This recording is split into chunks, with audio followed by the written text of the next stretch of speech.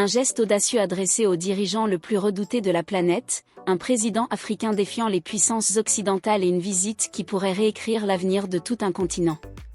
Mais que se passe-t-il lorsque le simple voyage d'un homme au Burkina Faso menace de plonger le monde dans la tension? Abonnez-vous dès maintenant à la chaîne et laissez dans les commentaires le drapeau de votre pays accompagné d'un message inspirant sur cette histoire. Allons de l'avant. Au cœur de la capitale Ouagadougou, le président du Burkina Faso, Ibrahim Traoré, méditait en silence dans son bureau.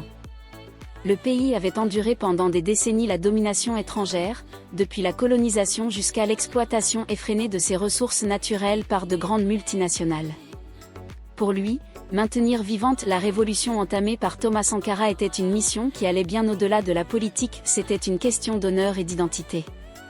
Ibrahim voyait clairement comment l'Afrique avait été traitée comme une pièce jetable dans le grand jeu géopolitique des puissances, et il décida que cela devait changer. Il affirma avec fermeté que le Burkina Faso n'accepterait plus de directives imposées de l'extérieur. L'avenir du pays serait déterminé par ses propres citoyens et s'il fallait pour cela affronter des menaces, il était prêt. Au milieu des rapports sur la politique étrangère du pays, une idée inattendue et audacieuse prit forme, et s'il invitait Kim Jong-un, le dirigeant de la Corée du Nord, à visiter le Burkina Faso? Ce geste enverrait un message fort d'union entre les nations qui rejettent l'impérialisme et renforcerait l'image du Burkina Faso comme une nation indépendante, déterminée à suivre son propre chemin. Depuis des années, Kim était devenu une figure emblématique de la résistance face à l'Occident. Son défi face aux sanctions américaines et aux pressions militaires en avait fait un symbole de souveraineté pour de nombreux pays en développement. Pour Ibrahim, la visite du dirigeant nord-coréen en terre africaine symboliserait un tournant historique, une déclaration selon laquelle le Burkina Faso n'avait pas peur de tracer sa propre trajectoire. Plus encore, cela pourrait allumer une flamme de courage dans d'autres nations africaines. Avec conviction, Ibrahim envoya l'invitation officielle, proposant que Kim Jong-un devienne le premier président nord-coréen à poser le pied sur le sol africain et plus précisément au Burkina Faso. Ce geste allait bien au-delà des formalités diplomatiques, c'était une affirmation catégorique que l'Afrique refusait désormais d'être reléguée au second plan sur la scène mondiale. Il était temps d'assumer le rôle de protagoniste, et Ibrahim voulait diriger ce mouvement. La nouvelle se répandit comme une traînée de poudre, prenant le monde par surprise. Beaucoup jugeaient impensable que Kim visite le continent africain, surtout compte tenu de l'atmosphère de tension permanente entourant son régime. Mais pour ceux qui comprenaient la portée de ce geste, c'était évident, l'Afrique prenait position. Traoré savait que sa décision provoquerait des réactions intenses. Les pays occidentaux, en particulier les États-Unis, n'accepteraient pas cela pacifiquement. Ils avaient déjà mis en garde plusieurs dirigeants africains contre les risques d'un rapprochement avec la Corée du Nord, invoquant toujours la menace nucléaire comme justification. Pourtant, Ibrahim ne recula pas. Pour lui, le temps de la soumission était révolu. L'Afrique devait avoir le courage de se lever, même si cela signifiait construire des alliances jugées controversées. La réponse de Kim ne tarda pas, il acceptait l'invitation. La nouvelle provoqua un véritable séisme diplomatique. Pour la première fois, un président nord-coréen visiterait le continent africain et sa destination serait Ouagadougou. Le peuple burkinabé réagit avec enthousiasme, tandis que les puissances occidentales sonnèrent l'alarme. Les États-Unis, la France et leurs alliés condamnèrent l'initiative d'Ibrahim, avertissant de possibles sanctions, d'un isolement international et même de représailles de nature militaire. La tension montait, mais Ibrahim resta ferme. La décision était déjà prise. Il croyait que cette visite pouvait marquer un tournant décisif dans l'histoire du continent africain et il ne ménagerait aucun effort pour qu'elle ait lieu. Alors que les préparatifs de cette rencontre historique avançaient, une question troublante flottait dans l'air: le monde laisserait-il cet événement se concrétiser ou les puissances traditionnelles agiraient elles pour l'empêcher? La confirmation que Kim avait accepté l'invitation déclencha une nouvelle vague de réactions sur la scène internationale, mêlée de choc et de méfiance. Les gouvernements occidentaux avertirent le Burkina Faso qu'accueillir le dirigeant nord-coréen aurait de graves répercussions. Des rumeurs circulaient sur des sanctions supplémentaires, un isolement politique, voire d'éventuelles opérations clandestines pour empêcher la rencontre. Malgré toute cette pression, Ibrahim ne céda pas. Il comprenait que ce moment était bien plus qu'un simple acte protocolaire. C'était l'occasion de placer le Burkina Faso au centre de l'attention mondiale et d'impulser un changement profond dans la mentalité africaine. Seul, au milieu des documents de son bureau, il sentait le poids de la responsabilité sur ses épaules, mais aussi la vigueur du rêve révolutionnaire de Thomas Sankara vibrer en lui.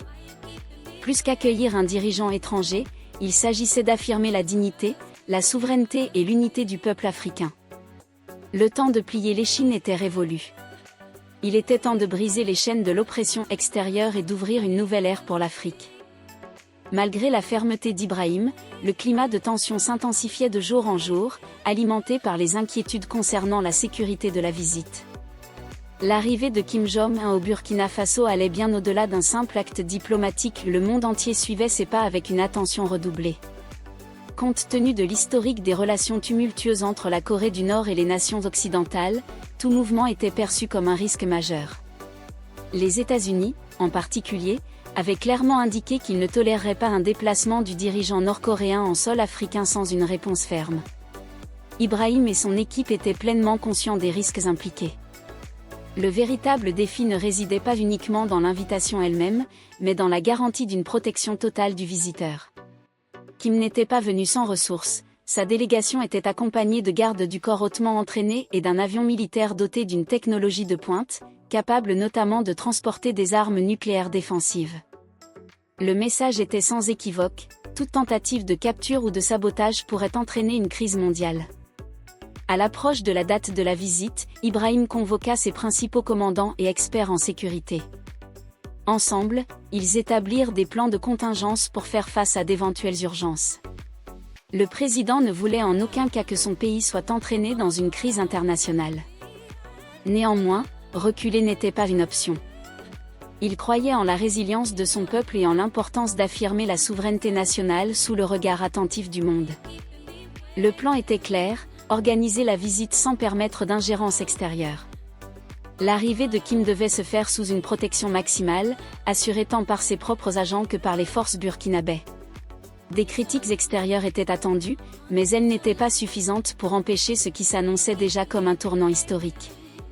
La capitale, Ouagadougou, se préparait à accueillir le visiteur au début du mois suivant. Le gouvernement agissait avec urgence pour assurer l'ordre, militaire en alerte maximale, avenue principale bloquée, et un paysage urbain transformé.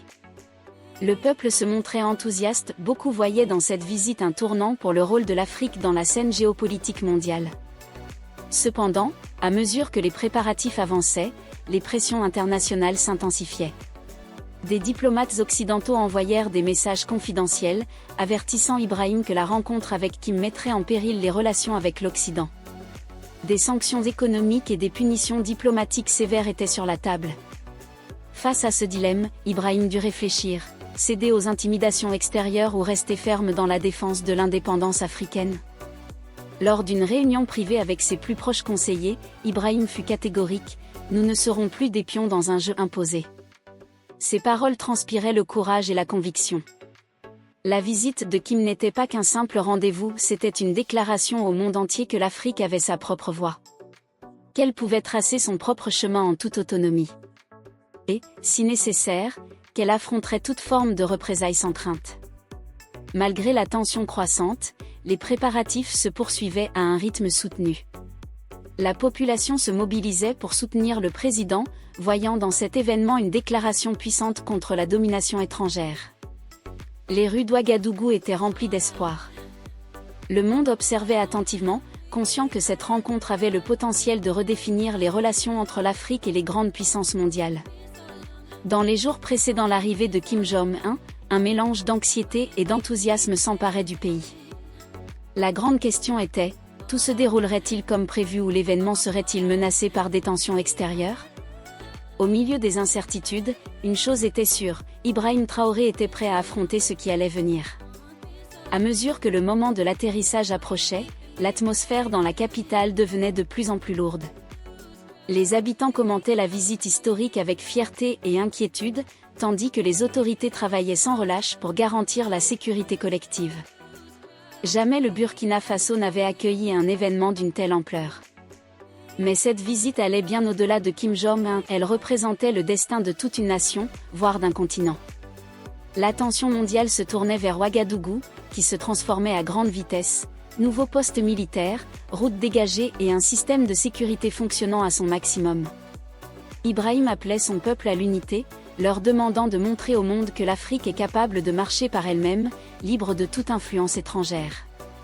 C'était un moment historique, et le Burkina Faso devait prouver que ses défis n'étaient pas plus grands que sa détermination.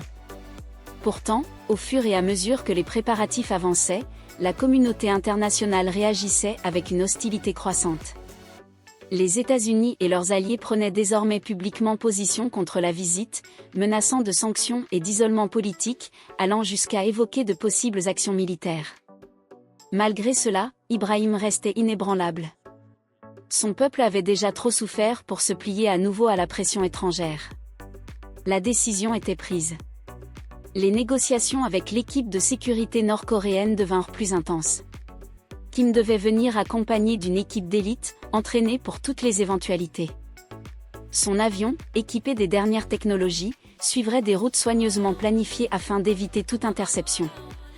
L'opération d'atterrissage fut traitée comme un secret d'État absolu, seules quelques autorités de haut rang en connaissaient les détails. Le gouvernement savait que toute erreur pourrait servir de prétexte à des représailles sévères de la communauté internationale. Le jour de l'arrivée de Kim Jong-un, la capitale s'est réveillée dans une atmosphère de tension extrême. Les autorités ont ordonné la fermeture des écoles, détourné la circulation urbaine et des hélicoptères patrouillaient le ciel, signalant un niveau d'alerte maximal. Des foules de citoyens burkinabés se sont rassemblés aux abords de l'aéroport, non pas par simple curiosité, mais pour témoigner d'un soutien ferme à la décision de leur président. Pour beaucoup, ce moment allait bien au-delà d'un simple événement diplomatique, il représentait la matérialisation du contrôle du pays sur son propre destin. Peu après midi, l'avion de Kim a atterri sur le sol africain, marquant un événement inédit, c'était la première visite officielle d'un dirigeant nord-coréen sur le continent. En descendant de l'appareil accompagné de sa délégation fortement protégée, Kim a été accueilli par Ibrahim Traoré avec une poignée de main ferme et un regard chargé de complicité, un geste silencieux, mais d'un poids symbolique immense, qui a résonné dans le monde entier. La scène a été retransmise en direct par des chaînes d'information internationales. Dans plusieurs capitales occidentales, les gouvernements ont convoqué des réunions d'urgence face à la tension croissante. Toutefois, aucune action directe de sabotage ne s'est concrétisée, peut-être par surprise, ou par prudence face au courage de Traoré.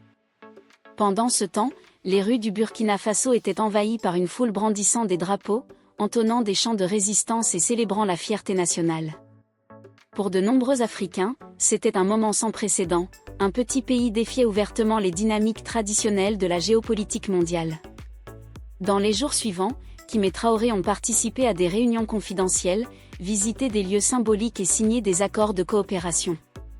Dans tous leurs échanges, ils ont réaffirmé leur engagement à construire un nouvel ordre international, dans lequel les nations du Sud global auraient voix au chapitre et le respect qu'elles méritent. L'effet fut presque immédiat. Dans plusieurs régions d'Afrique, intellectuels, jeunes activistes et dirigeants locaux ont commencé à débattre plus intensément de l'importance de la souveraineté et de l'unité continentale. Cette visite cessait d'être un simple geste diplomatique, elle devenait un moment historique. Elle symbolisait désormais la résistance, l'autonomie et la lente mais ferme reconquête du rôle central de l'Afrique. Voir un dirigeant comme Kim Jong-un, connu pour son opposition à l'hégémonie occidentale, marcher dans les rues de Ouagadougou et y être officiellement reçu, équivalait, pour beaucoup, à assister à une révolution dans la révolution. Pourtant, l'atmosphère demeurait chargée de tensions. Les puissances occidentales, en particulier les États-Unis, ont interprété la visite comme une provocation directe à leur influence en Afrique. Les discours de Washington, Londres et Paris se sont faits plus incisifs et menaçants. Bien que Traoré eût anticipé de telles réactions, il savait que la situation pouvait lui échapper à tout moment. Le risque était évident. Le soir suivant l'arrivée de Kim, des réunions confidentielles furent tenues au palais présidentiel. Traoré, ses conseillers et les agents de sécurité nord-coréens ont rigoureusement revu tous les protocoles. Bien qu'aucun mouvement militaire n'ait été observé, des rumeurs circulaient au sujet de possibles tentatives de sabotage. Certaines sources diplomatiques régionales évoquaient même une opération clandestine visant à capturer Kim ou à forcer l'arrêt des discussions. Traoré, homme d'expérience, mesurait bien l'ampleur de l'influence des puissances occidentales, notamment celle de la France, mais savait aussi que la domination étrangère sur l'Afrique touchait à sa fin. Si tout se déroulait comme prévu, cette visite marquerait le début d'une nouvelle ère pour le continent. Alors que la délégation de Kim traversait les avenues de Ouagadougou sous escorte burkinabé, la tension était presque palpable.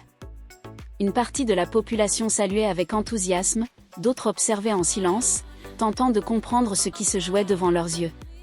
C'était un moment fragile, mélange de fierté populaire et d'inquiétude latente. L'Occident permettrait-il que cette rencontre ait lieu sans intervenir ?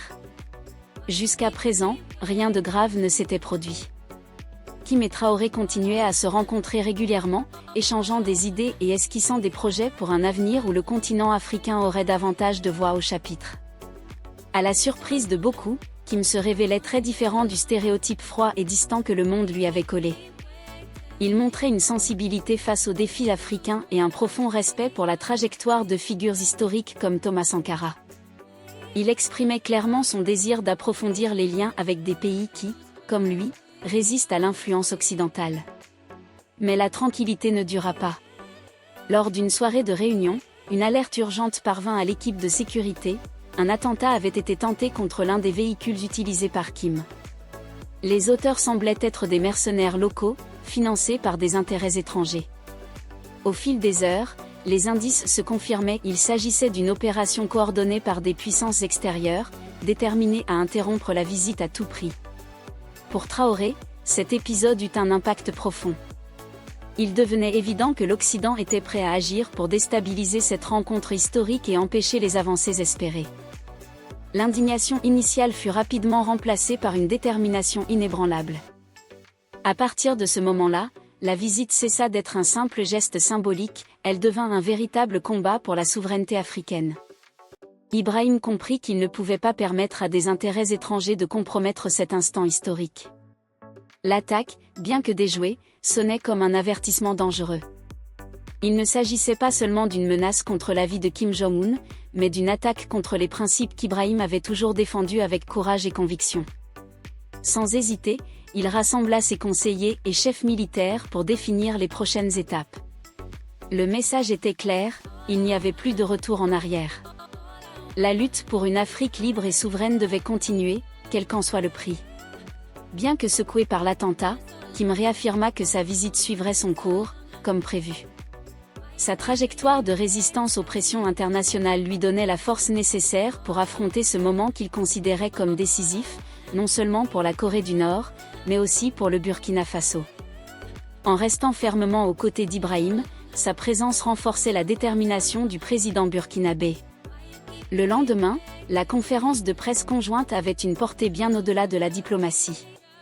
C'était un cri en faveur de la liberté, un message clair affirmant que l'Afrique ne se soumettrait à aucune forme d'intimidation extérieure. Les deux dirigeants soulignèrent l'importance de l'autodétermination et d'un continent africain uni, maître de son propre destin. Ibrahim Traoré affirma avec fermeté que le Burkina Faso et la Corée du Nord étaient unis contre l'impérialisme et qu'ils ne seraient pas manipulés.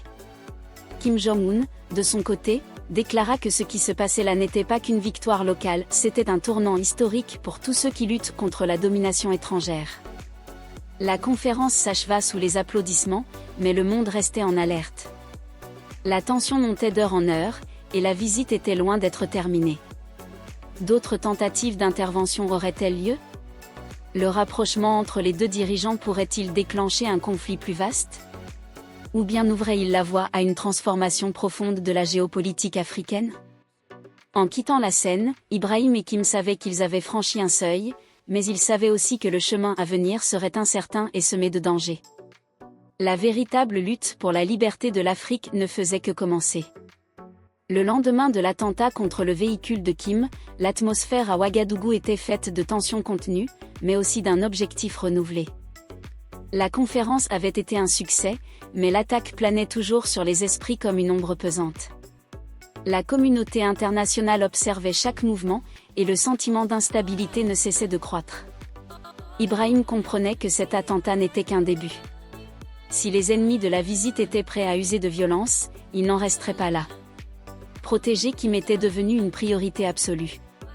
Malgré les menaces, les principes qui guidaient Ibrahim, souveraineté, indépendance et autodétermination, restaient intacts.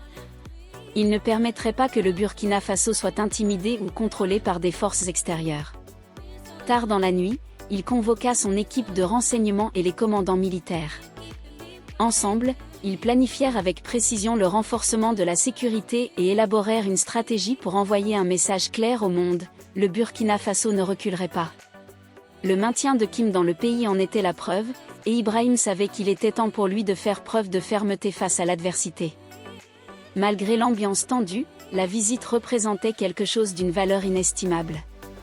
C'était la naissance d'une nouvelle forme de diplomatie africaine, une diplomatie dans laquelle les dirigeants du continent prennent leurs décisions sans tutelle extérieure. Le lendemain matin, Ibrahim décida de montrer à Kim des lieux emblématiques de la capitale, afin de lui révéler l'esprit résili du peuple burkinabé. Il voulait démontrer que les idéaux de Thomas Sankara vivaient encore dans les rues de la ville et dans le cœur de ses habitants. Alors qu'ils parcouraient Ouagadougou, ils furent accueillis avec enthousiasme par des foules agitant des drapeaux, chantant des hymnes à la liberté et célébrant l'identité nationale. Kim, touché par cet accueil chaleureux, montrait une émotion visible.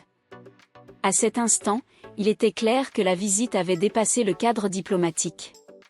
C'était un geste de solidarité entre peuples en lutte pour l'autonomie et la dignité. Mais le calme fut vite interrompu.